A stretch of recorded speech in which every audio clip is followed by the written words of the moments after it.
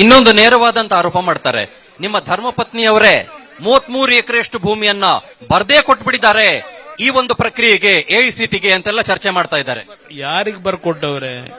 ಅದು ಅವರ ಪರವಾಗಿ ಏನಾದರೂ ಕೇಸ್ಗಳು ಬಂದಾಗ, ಇವತ್ತು ಕಂದಾಯ ಇಲಾಖೆಯಲ್ಲಿ ಕೆಲಸಗಳಾಗಬೇಕಾದ್ರೆ ಒಬ್ಬರಿಗೆ ಜಿಪಿಎ ಕೊಟ್ಟಿದ್ರು, ಆ ಒಂದು ಕೆಲಸಗಳನ್ನು ನೋಡ್ಕೊಳ್ಳಿಕ್ಕೆ ಒಬ್ಬ ಲಾಯರಿಗೆ. ಅದಾದ ನಂತರ ಲಾಯರಿಂದ ಅವರ ಹೆಸರು ಬರೆಸ್ಕೊಂಡಿದ್ದಾರೆ.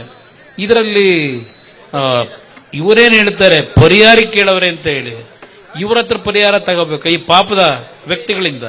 ಆ ಪ್ರಶ್ನೆನೆ ಅಂತ ಪರಿಹಾರ ತಗೊಳ್ತಕ್ಕಂಥ ಪರಿಸ್ಥಿತಿ ಇವರಿಂದ ಬಂದ್ರೆ ನಾವು ಬದುಕಿದ್ದು ಸತ್ತಾಗೆ ಅನ್ನೋದು ನನ್ನ ಅಭಿಪ್ರಾಯ. ಇನ್ನೊಂದು ನೇರವಾದಂತ ಆರೋಪ ಮಾಡ್ತಾರೆ. ನಿಮ್ಮ ಧರ್ಮಪತ್ನಿಯವರೇ 33 ಎಕರೆಯಷ್ಟು ಭೂಮಿಯನ್ನ ಬರ್ದೇ ಕೊಟ್ಬಿಟ್ಟಿದ್ದಾರೆ ಈ ಒಂದು ಪ್ರಕ್ರಿಯೆಗೆ, ಎಐಸಿಟಿಗೆ ಅಂತೆಲ್ಲ ಚರ್ಚೆ ಮಾಡ್ತಾ ಇದ್ದಾರೆ. ಯಾರಿಗೆ ಬರ್ಕೊಟ್ಟವ್ರೆ?